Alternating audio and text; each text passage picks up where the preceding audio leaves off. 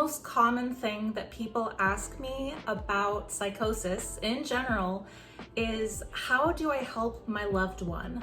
This is a heartbreaking question because it is such a difficult position to be put into, to be caring for someone going through psychosis. It is challenging, it is an arduous journey, and you very, very much so go through it together. Because while you may not be having the same experiences as your loved one, and you may not know what they're going through in their head, you are right there on the front lines with them. I've been on both sides of the equation, having been through psychosis myself and having a loved one who's gone through psychosis. Now, I'm not entirely sure what on earth that was because they have since been diagnosed with bipolar 1. I'm not sure if that is with psychotic features or not, but nonetheless, their mania at the very least was so severe that they were having delusions. And as anyone who's been in that situation knows, it is so incredibly difficult to communicate with someone having delusions.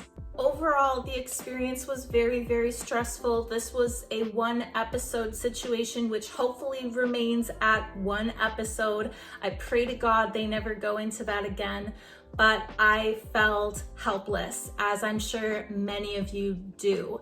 I felt frustrated. It is very frustrating not knowing what to say to a person in that state, not knowing what will work, what will get through to them, not knowing if I'm making it any better or worse, not knowing what is going through their mind or how to challenge their thoughts and get them to have a piece of reality. It's scary. It is so scary to see them that scared, because when I was going through it, it was the worst fear of my life that is unrivaled. There is nothing I've experienced in actual reality that compares to that fear, that primal fear. And to see someone with that look on their face, that look of abject terror, it's scary. It's scary to see them change, someone you know so well, all of a sudden they're a different person, or so it seems. From the inside, it is such a lonely experience. Even when you have loving people in your life caring for you, you may not even understand that they're people. Like, I used to think people were androids, or I'd think that they were other people that had taken over my family's bodies, and it's very lonely. You don't feel like you have support, even when you do. You don't know that you have support. I needed comfort more than anything. I needed safety. I needed to be consoled, but it's difficult to do that with a person in psychosis. It's difficult to make them feel that they are safe, even when they are perfectly out of harm's way. And honestly, I can think of few times that people could get through to me, but looking back, if there was anything I could have said to myself to comfort myself to get through even just a moment of that experience, these are some of the things I would say. Not everything is what it seems. I can see this being taken in different directions from a psychotic mindset, because it can be cryptic, let's be honest. If you were to tell someone this at the wrong time, they may take that to mean that people are all spies, or they may take it to mean that there's a secret plot against them. It could trigger persecutory delusions. None of the things that I have to say are perfect, because in psychosis, all bets are off. Anything can be taken any one way. But in a situation where I am receptive, there are moments in a situation where I am calm, where my symptoms are not heightened, I can see this being something that works. Not everything is as it seems. That would be not confirming nor denying delusions. You don't want to tell someone that it's true or false, but that would be a way of at least signaling to a person the scary things are not necessarily all that bad. You don't have to believe in everything. Another imperfect sentiment because, as I said, anything can be taken any certain way, so none of these are necessarily going to land, but to offer the suggestion that they may have a choice in what they believe can be comforting. Now, they don't, not necessarily. Like, the delusions are fixed. They're not going anywhere, baby. But if you can offer them the comfort of suggesting your beliefs don't have to be fixed, that could do something. I could see that doing something for me, at least. If one of my delusions, for instance, was demonic possession, which is a pretty common one with me, and someone said, you don't necessarily have to believe that, I won't be able to stop believing that, but I will latch onto that hope. And that is something that I know has worked because this is a situation I've been in. I haven't been told those exact words, but my sister, who is caring for me, did tell me, you're not demonically possessed, you're psychotic. I didn't know that I was psychotic. I couldn't believe that I was psychotic, but I distinctly remember thinking, that sounds a lot better than demonic possession. I'd like to believe that. I wish I could believe that. I know you're wrong, but that sounds a lot better. You're safe with me. I so badly needed to hear that. I think that is one thing that everybody needs to hear in their life, whether they're psychotic or not. Everybody should feel safe. Everybody should be safe. And in psychosis, you don't know that you're safe. You certainly don't feel safe. And it really, really, really helps to be told you're safe. Now, the flip side of this, because we are certainly addressing that possibility, is that they may not trust you because they may already have somewhat of a persecutory delusion directed at you. This unfortunately happens a lot with the caregivers, that the person may have their delusions directed at you. And what I have found with that is that delusions come and go. They don't last forever. Some of them do come back. I've had a lot of recurring delusions spanning, the time of an episode or coming back in later episodes, but they were not a constant thing. I may have a delusion for a few days that subsides and then comes back in a couple of weeks. So if you find a moment where you're not the center of their delusion and they actually maybe believe you are who you say you are, this would be a great time to come across and say, you are safe. There's nothing that can harm you.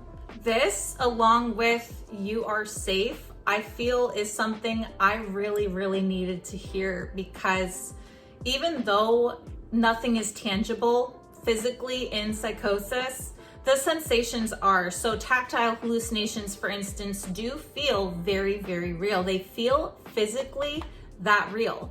And the threat of torture or dismemberment, in my case, that was one of my delusions, in the case of being buried alive, things like that, which, ouch, those sound scary. I'm sorry to even have to say that out loud, but these are real delusions. It really, really helps to hear that those things can't actually harm you. You may believe that they're happening, but you will come out of it unscathed. You will be okay. And again, coming back to latching onto that hope of something you cannot believe but want to believe, it will not necessarily be the case that they believe you, but the hope that that offers, that there's a possibility and like a 1% chance that that could be true, it offers relief, it offers comfort. It may not be something they can believe, but it is still hopeful. I know you're afraid, but you can get through this. The harsh reality is they're gonna have to do it, and they're gonna have to do it afraid. And there's really no other way through psychosis but to trudge and to bear the onslaught and not give up. I don't even see how you can give up, because it's not like you can just lie down and wait for it to end. It is pervasive. So the reassurance that you can get through it, that is somewhat, I feel, necessary, because you don't really have a choice when you're in psychosis but to get through it. You can't drop this burden at any time. You have to carry it, and you have to get through it, and you have to be reminded that you may be afraid, but you can get through it. You can trust your family even if they scare you. I was terrified of my family. I feel like they were the people I was afraid of the most. People closest to me in my life tended to be the people I was most afraid of. Again, this comes back to loved ones being the target of persecutory delusions. I thought my mom was an evil witch, and I thought she was trying to suck away my soul. And while this was not true, it would have been really nice to hear from someone that I may have been wrong. I don't think I would have believed them. I think that's a pretty common theme here today. But just the sentiment, just the thought, just the hope, as you can see, that keeps coming up because there's no way to break through a delusion, but at the very least you can offer hope. And if the persecutory delusion is attacked at the loved ones, you may need to hear it from someone else, not necessarily like my mom, who was the one I was afraid of, but from my sister, who I did trust, to hear that the evil witch is not such an evil witch.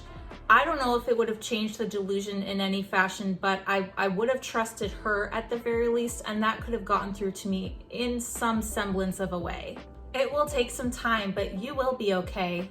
I think this would have made me cry, and I think it would have been that kind of cry that a soldier might have finding out that they're coming home from the war and their tour is over. I don't know how that works. I'm not in the military, but if I were in, say, a fictional situation where I was a soldier and I've been at war for a long time and I've seen a lot of damage, I've seen a lot of terror, and I get the message that I can go home in a week, I could easily see myself collapsing to the floor and crying tears of relief and just being like, thank God it's almost over. I just have to hold on a little bit longer. That simultaneous, like, oh my God, one more week is going to feel like forever, but also I will get through this. I will get past this. There is an end in sight. This will end eventually. I will be okay. And then when it's over, I can collapse. Like, I can just like fall down on a bed and let out a sigh of relief and just lie there for 5 days doing nothing but letting myself recover. That would be great. Of course, in Psychosis, I wouldn't know what exactly they were referring to that was going to end, but I do have a memory of a moment in Psychosis when I think I was about 4 months into an episode where there was like some calm and my symptoms had subsided. I still didn't know I was psychotic, but I remember sitting in a field and thinking to myself, whatever's been going on is crazy. This has been a roller coaster. I'm tired. I'm exhausted. I don't know how long this has been going on. I want it to end. I so badly want this to end, and I don't know how much longer my life will go on like this. I don't know when the chaos will pick up again. For one moment, I just need to breathe before I go back into that shitstorm. So I didn't know I was psychotic, but I was aware that something was going on and I desperately wanted it to end. So if someone had said to me like exactly those words, that it will be okay, you just have to keep pushing. If I had heard that in that moment, I can guarantee I would have cried. And it would have been a good cathartic cry. I would have gotten so much relief. I would have been depleted by the end of my sobs, and I would have felt so much better. It is so hard to communicate with people in psychosis, and you never know what's going to work.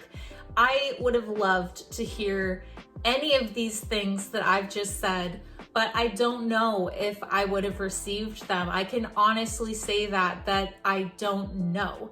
But I do know there are moments that I would have been receptive to hearing things like this. And it can be hard to gauge those moments, but I, at least speaking for myself, would have times where things weren't necessarily a nightmare. I wasn't always having gory delusions like 24/7. Sometimes I could go to the grocery store and think that I was walking through like an underground maze and I wouldn't necessarily be terrified. Maybe I was even enjoying it, who knows? but there are certainly moments where I would have been receptive to hearing things like this. And I think if you pick your moments wisely, you can get through to someone, and it can be so hard to know what to say. But I know for myself, at least, that these are the kind of things I would have wanted to hear. Maybe couldn't have understood, but I definitely would have at least wanted to hear these things because they would have been comforting, they would have made me feel safe, and they would have given me hope. Ultimately, aside from the things that are outside of a loved one's control, like medication and hospitalization that are up to the professionals, there are certainly things that you can do that can help. And it may not feel like it. It may seem like you're out of options and nothing helps, but I promise you, there are ways that you can get through to someone in that state. It can be tricky, it can be difficult, you may not always get it right, but it is possible to communicate and help your loved one in psychosis. I hope that this video has offered some insight into some of the things that they may be receptive to hearing, or at the very least, it was an entertaining video. Anyway, that's all I have for today. Thank you so much for watching the video. I truly appreciate it. I come out with videos every Monday and Thursday, and I have a lot of exciting stuff coming soon, so stick around for that. If you'd like to support my channel, please like, comment, and subscribe. Let me know in the comments what's worked for you and what's gotten through to your loved one, or what's helped you in the state of psychosis that maybe one of your loved ones has told you. So anyway, that's it for now. I'll catch you in the next one. Thanks. Bye.